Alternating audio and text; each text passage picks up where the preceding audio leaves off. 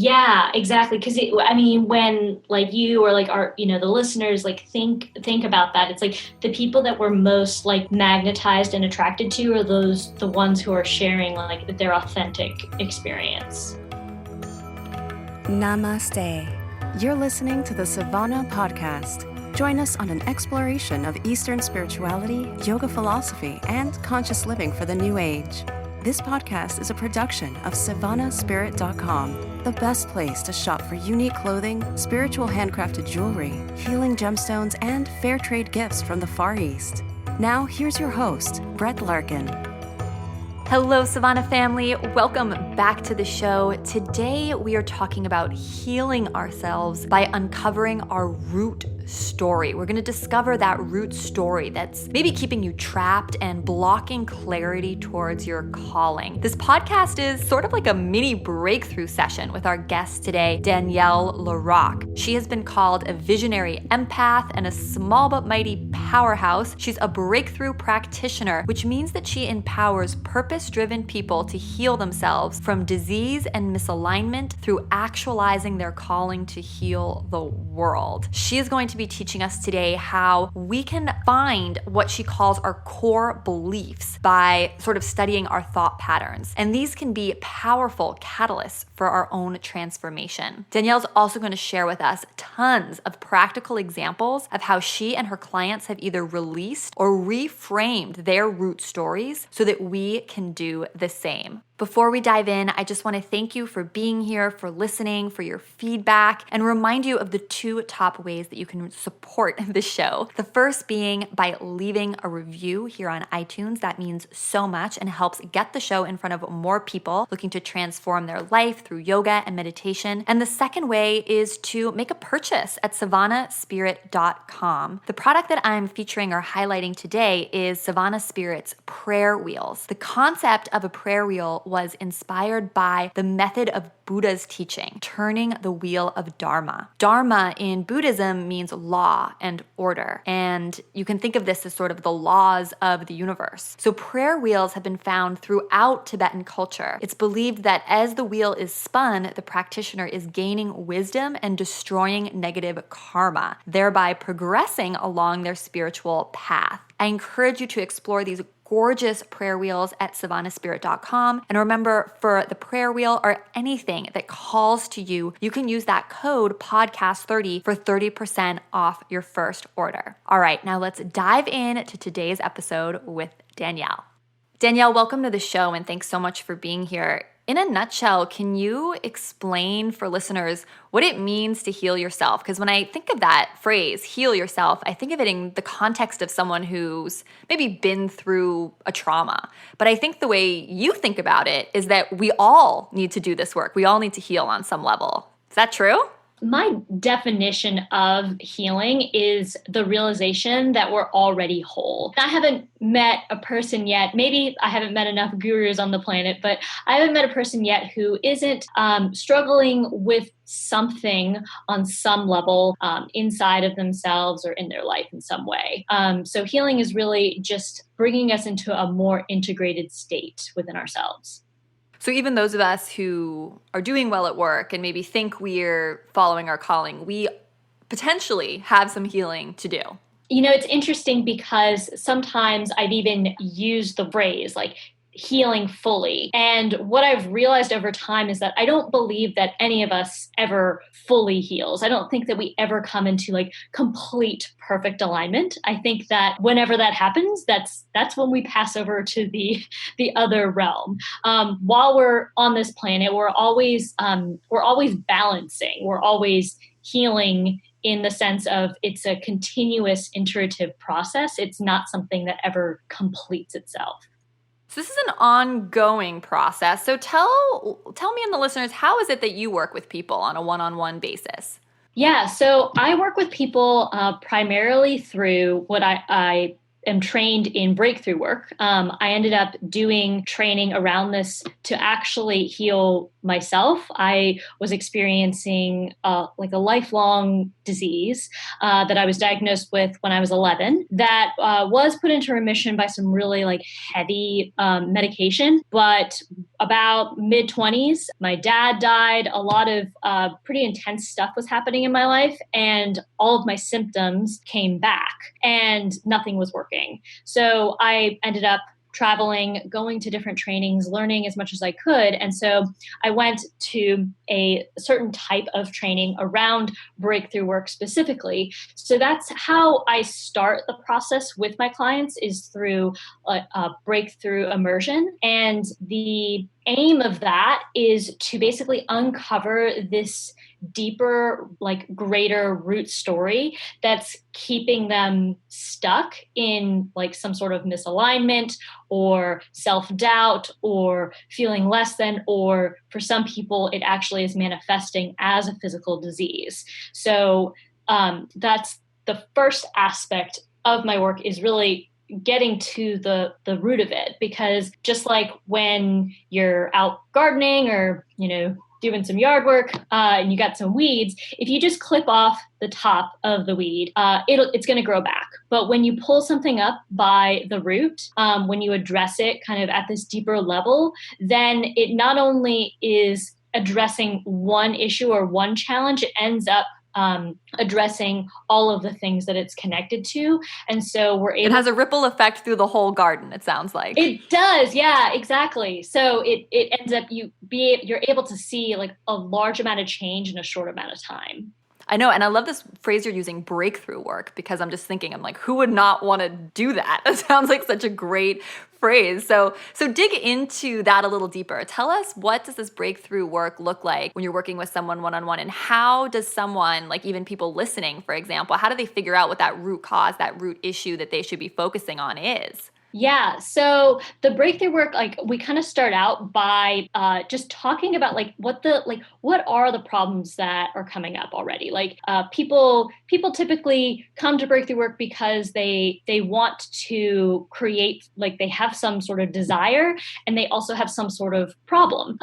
So we kind of start out talking about the problems, knowing that we're not going to kind of sit with them or use them as excuses, but we're exploring like what is the relationship between all of these, what I call like surface level issues. So for somebody who's listening, they could actually do this with themselves by starting to identify like where are the areas in your life that you're struggling, like what situations are happening that seem to be causing issues. Like if you were at a breakthrough session with me, I'd say, why are you here? And we would just keep repeating that question until we get like the complete reason why you've showed up and why you feel like you need a breakthrough at this point.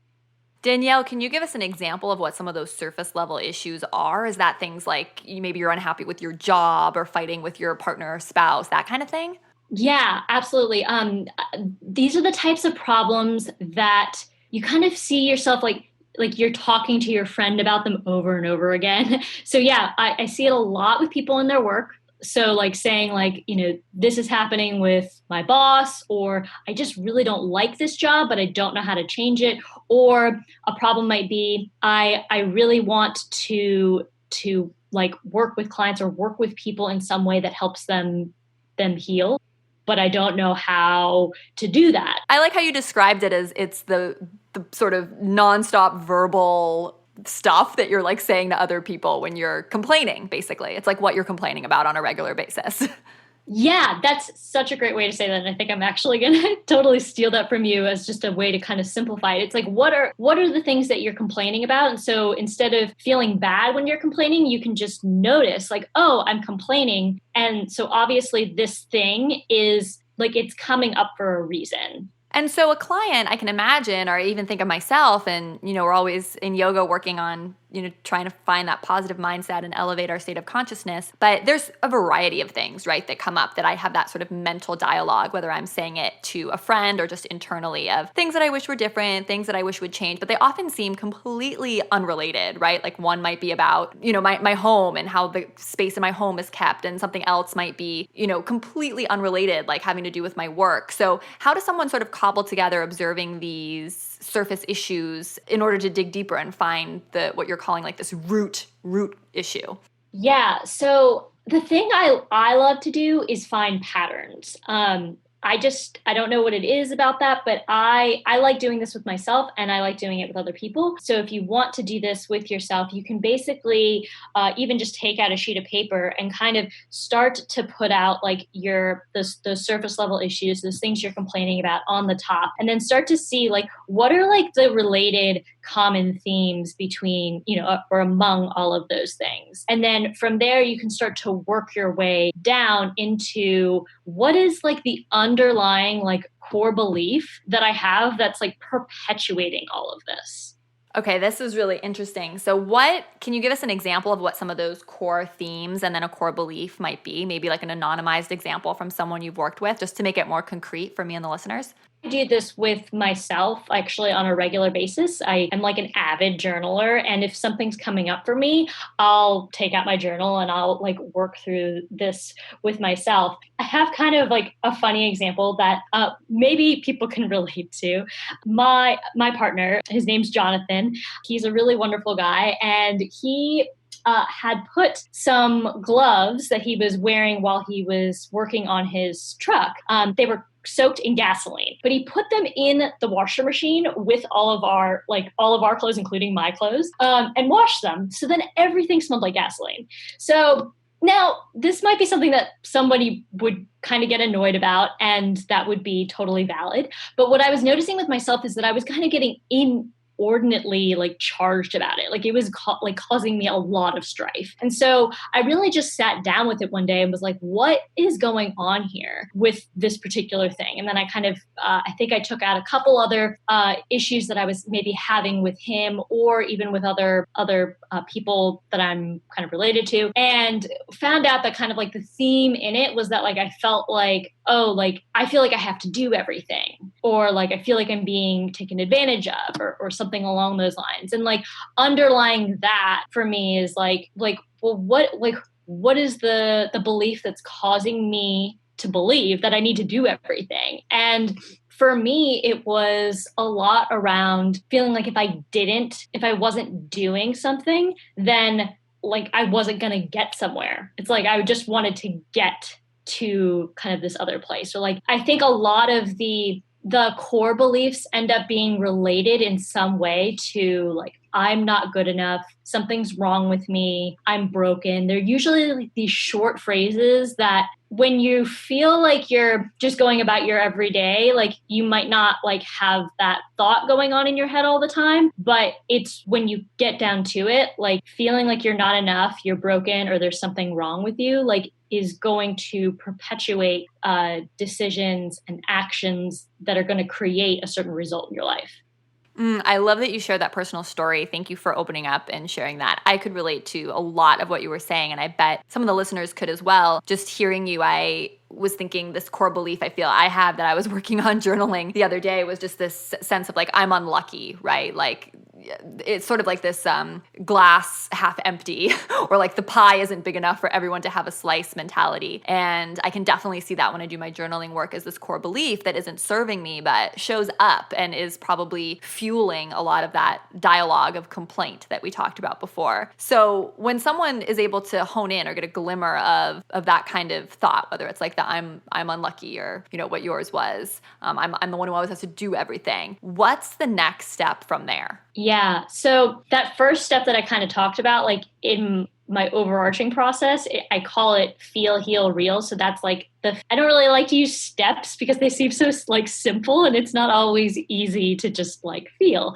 But feeling is just getting connected with that story, and kind of doing that self-inquiry. So the second like aspect or second step of that is what I call heal, which is like sometimes it involves releasing something or letting something go. And sometimes it means like bringing something in. So depending on what it is and the person and the situation, there's different techniques that you can use to actually release these beliefs and these stories at an unconscious level.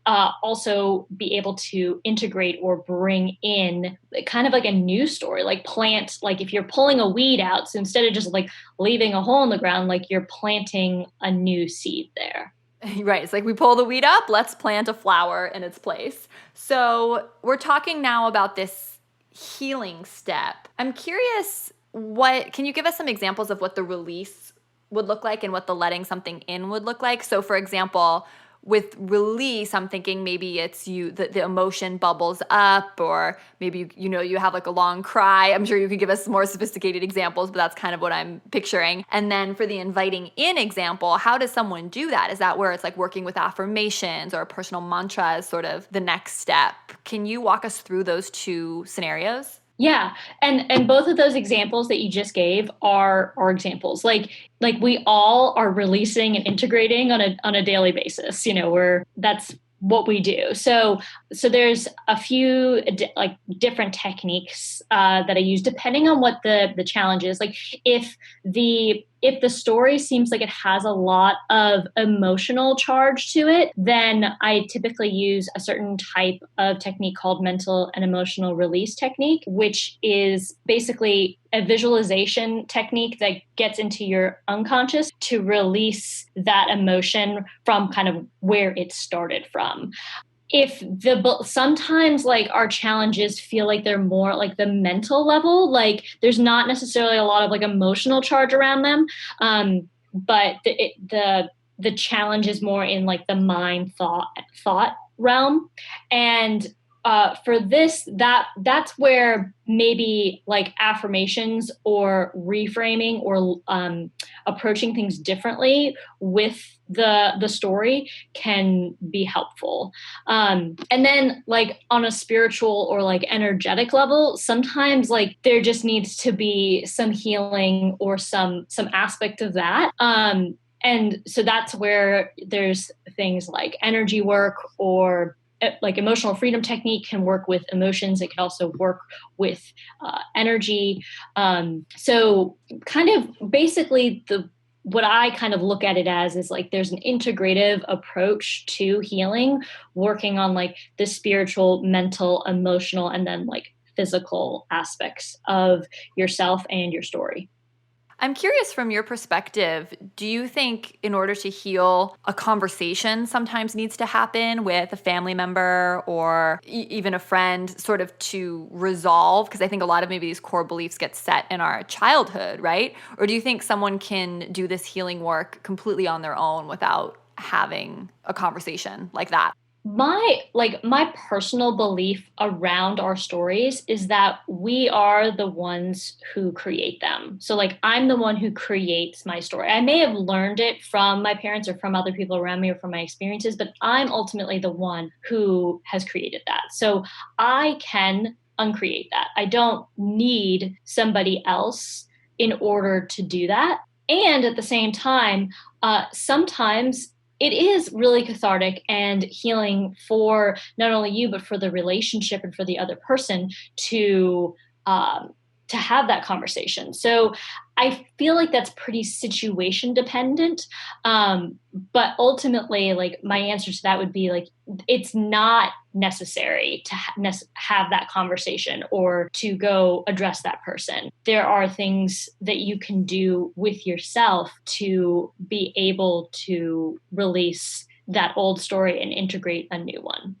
And I know your work is so much about helping people find their calling, right? Helping people find their true purpose. But it sounds like we end up self-sabotaging somehow along the way, right? Because we create a core belief that then fuels this inner dialogue and these stories that keeps us from our higher calling. Has that been your experience as you work with people? Yeah, it totally has. It's been my experience with myself. I feel like I had like several like pretty big stories that I wasn't fully aware of that I kept living out that were like directly related to like disease in my body, and then me also feeling like misaligned with my work, or feeling like my life just wasn't like kind of flowing in its purpose lane, for lack of a better word. Like it just like feeling off in some way.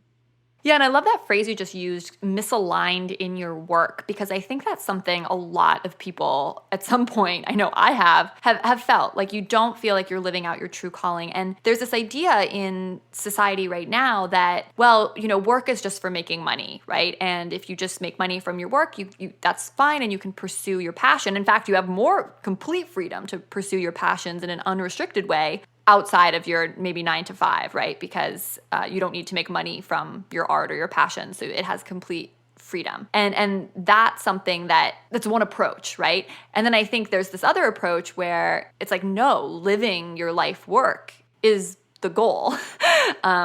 What are your thoughts on those two different perspectives? What is it that you recommend to people? Because I know there's those people who like jump off, take the leap of faith, right? To become the artist or the actor, or maybe pursue a dream that is a little less conventional, less financially stable perhaps, but that causes a different slew of problems. Yeah, exactly. I feel like it answering, like if someone wanted to answer that question for themselves, they would need to look at what's important to them in their life. So I feel like we all have values that dictate what decisions we make with our life. So for example, I have a friend who she really, really loves working in public service. That's what she loves to do. And so she continues to do that. It's in alignment with her values. I would not say that she needs to like leave that job and go work for herself, because that's not what she actually wants to do. But if you do want to, like, if you don't feel aligned with your work, maybe you're working for someone else, or maybe hell, you're even working for yourself and you don't feel aligned with what you're doing. Like you have a choice to be able then to change the direction. And I don't think that there's like one right way to do that. Like you can take a leap of faith. Like you can leap and know that the net will appear, because it will in some way, shape, or form. And you can also take tiny baby steps to move in that direction, or somewhere in between. So I don't believe in like the thing that I was finding when I was sort of on this journey to like, and I still am on it, to kind of pursue my calling. It was like people would say like, this is how you have to do it. Like, this is like the paint by numbers approach to like finding and following your calling. And it's kind of ridiculous when you really think about it. Like we're all unique individuals and we're all going to have a unique journey. So I think it's more about finding it for yourself, finding what resonates most with you and going in the direction that brings you the most joy overall, just being congruent with your decisions.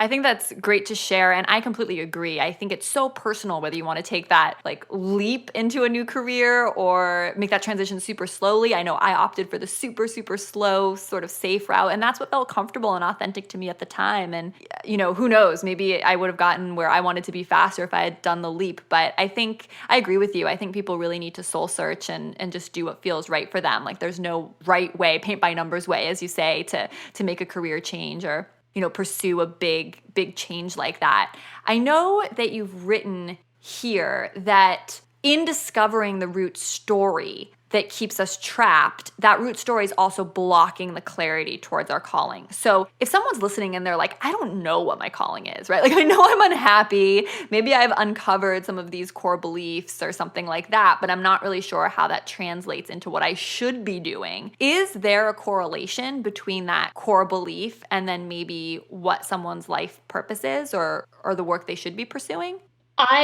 Yes, that's what I've seen. My like experience has been that our greatest suffering and our greatest struggles are also what create our greatest strength. So the things that I've struggled most with are, interestingly enough, like the things that I like then help other people with. So I actually feel like if you are struggling or suffering through something now, or if you kind of were in the past, that is absolute fodder for like the direction that you're going in with your calling. So, of course, I'm going to ask, do you have an example of that? I mean, either from your own life or maybe an anonymized client, like what the struggle was and then how that turned around to be like, oh, poof, that's what you should be focusing on. That's your gift. Yeah, I had a client who she was struggling with a lot of things going on with her womanly parts, and the things that she kept saying as far as like what she wanted to create were like a lot of the words that she used were related to kind of like the symptoms that she was having. So what ended up happening is she ended up pursuing this path of like being like a whole person wellness coach and like stepping more into this space where she was like holding space and like stepping into like this tangible reality of her being a healer in some way. And that was when she also was noticing like that her symptoms were also going away. So that's just like one example. Or another example I can think of is I had another client who like he was still working in his job, but he was like working on building like his side business, and he had so much going on. I think he would like go to bed at like 12 a.m. and get up at 4 a.m. And he had kids and his wife and like all this stuff was going on, but he was struggling with like this chronic illness, and he was on like all this really heavy medication for it. But what we found was that as he started putting up like more boundaries around his calling, more boundaries in his life, that he was then able to pursue his calling more. And his work is around like empowerment and boundaries.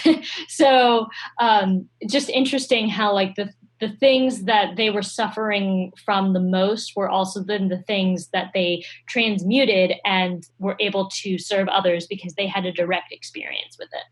Got it. So they then really needed to share what they had learned and experienced themselves. And I'm sure that made them such more powerful teachers as well because of that, because they had had that direct experience, that transformation with what they were working on. Yeah, exactly. Because when like you or like our, the listeners like think about that, it's like the people that we're most like magnetized and attracted to are the ones who are sharing like their authentic experience.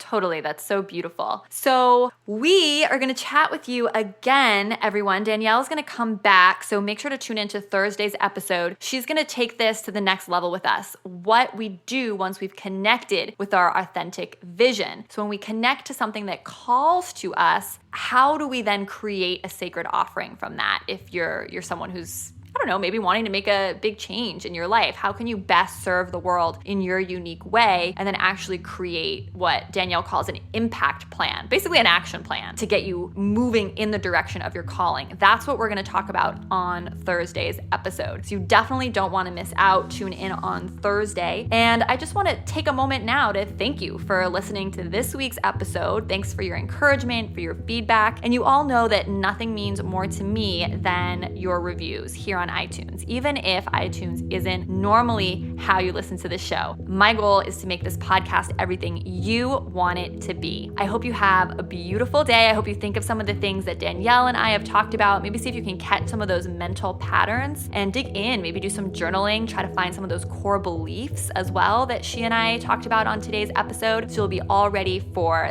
Thursday's episode where we're going to go even deeper. So much love from my heart to yours. Namaste. You've been listening to the Savannah Podcast. To find out more about Savannah, go to savannahspirit.com or follow Savannah on Facebook at facebook.com/Savannah Spirit. For daily inspiration, check out our blog at savannaeast.com. Be sure to join us next week for a new episode, and thank you for listening to the Savannah Podcast.